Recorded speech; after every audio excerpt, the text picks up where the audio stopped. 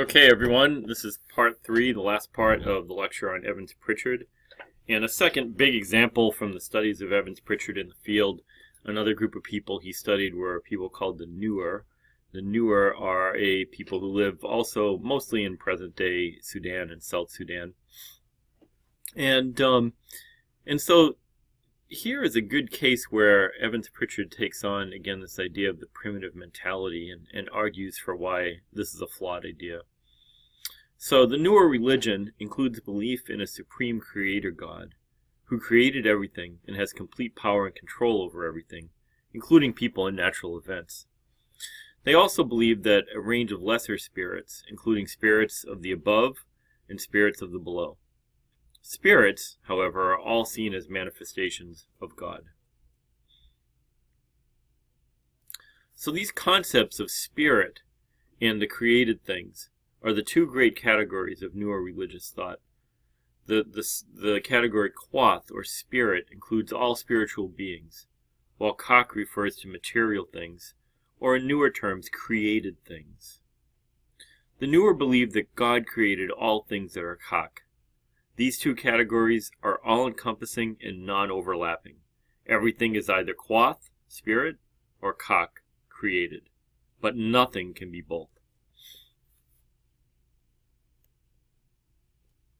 So Evans Pritchard's task in his study of Nuer religious statements is to unravel what they mean when they say things like rain is God, the cucumber is an ox, or twins are birds. These statements seem to support the idea of mystical participation put forward by Levi Bruhl. But do the Nuer believe that twins can be twins and birds at the same time? Evans Pritchard answers no. To explain why, he goes into the Nuer language and their religion. To understand statements like rain is God, you first have to know something about the Nuer language. The word in Nuer is the equivalent of the English verb to be. However, like the English verb, can have several different connotations. It can refer to absolute identification between two things. So, for example, I might say, I am a man. Okay, I can be I and a man at the same time. But it can also have a more metaphorical meaning. Like when you look at a little child and you say, perhaps, he's a little angel, to refer to a child who's well behaved. Of course, most people say that. They don't mean that he's literally a small child and an angel. They mean he's well behaved. Both of these statements use the verb to be. It can be literal or metaphorical, and a bunch of other things too. Based on this understanding of the Nuer verb Evans Pritchard determined that the Nuer did not mean rain is God as a literal statement. The most faithful translation of the Nuer statement into English is something like, rain is a material sign of God's activities, or rain is a manifestation of God. Even without this understanding of language, Evans Pritchard makes it clear that the Nuer would never intend rain is God to be literally true. This is because God is Kwath, or spirit, while rain is Kak, a created thing. Recall that these two categories in Nuer thinking never overlap, and God himself made all created things, including rain. So there is simply no way a Nuer would ever claim that rain is God in a literal sense. So if you look at the way he unravels this example, he takes a knowledge of the language, a detailed knowledge of the language which he learned, combines it with a knowledge of the cosmology, or the way that Nuer people see the world put together, the basic categories they use about the world. And he takes both of those things and he unravels what they mean when they say rain is God. If you take another example, the statement twins are birds, Evans Pritchard, he again argues that this statement should not be taken as evidence of mystical participation. First, you have to understand, the Nuer associate the sky with their spirits of the above and with God. Birds, because they fly in the air, are considered children of God, God's special creations, in close association with the spirits of the above. How do twins fit into this? Well, twins, you have to understand, are relatively rare in any population. Perhaps because they're rare, the newer see twins distinct from other people and as God's special creations. As God's special creations, they are also associated with the sky and the spirits of the above. In fact, the newer call twins children of God or persons of the sky. So when the newer say twins are birds, they don't mean it literally. They are saying that twins and birds are both associated with God in a special way. To put it another way, the statement twins are birds seems to, at first, be a statement about two things, twins and birds.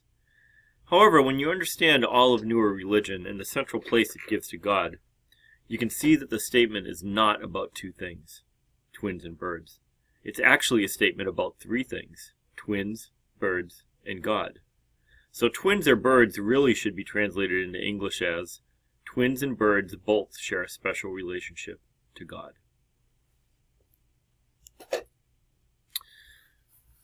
What lessons can we draw from the way Evans Pritchard takes on the cases of the Zandi witchcraft and newer statements and beliefs? And so in these two cases, we can see that Evans Pritchard displays some important things about his approach to religion. First of all, he collected detailed first-hand information about the newer and their religion, and he avoided making hasty conclusions based on incomplete or superficial knowledge. Second, he analyzed newer statements in the context of their language and their religion as a whole. If you remember the idea of holism and looking at all of the things that are happening and trying to keep them all in the picture. That is one of the main tenets of Evans Pritchard's approach and one of the things that helped him to do better at understanding other people, other cultures, other religions compared to his contemporaries. And finally, he asserts the basic rationality and logic of newer thought. And he disproves the argument that there is a distinct, quote-unquote, primitive mentality based on mystical participation. The main point in the newer case is somewhat the same as in the Azandi case. The newer and the Azandi do have worldviews that are different from Evans Pritchard and his fellow Englishmen, but they do not have a radically different primitive mentality. They are rational, logical people who simply adhere to a worldview rooted in different basic assumptions about the world. What can we say about Evans Pritchard that, by way of criticism, certainly he's like all the theorists we've talked about, he deserves to be looked at critically. And some have criticized him for not really developing a unified theory of religion. He uses parts of some theories and criticizes the work of others, but he fails to develop a theory that's broad and general like those of Tyler, Durkheim, or Marx. And to some extent this is true. He's less a theorist of religion and more a student of the details of the Azandi and newer religions. However, in his defense, he is more concerned with recommending a way of studying religion than with developing a theory about religion. The main elements of his approach are a call for theoretical eclecticism. In other words, use what theories work and discard the rest. And also, he adheres to a demand that analysis of other people's religions be based on accurate, detailed knowledge about the way real people think and act in real situations. Certainly, this doesn't mean that we all have to travel to East Africa or anywhere where there are people who are different from us to understand them. Fortunately, we have people who do that work for us. Some of them are anthropologists.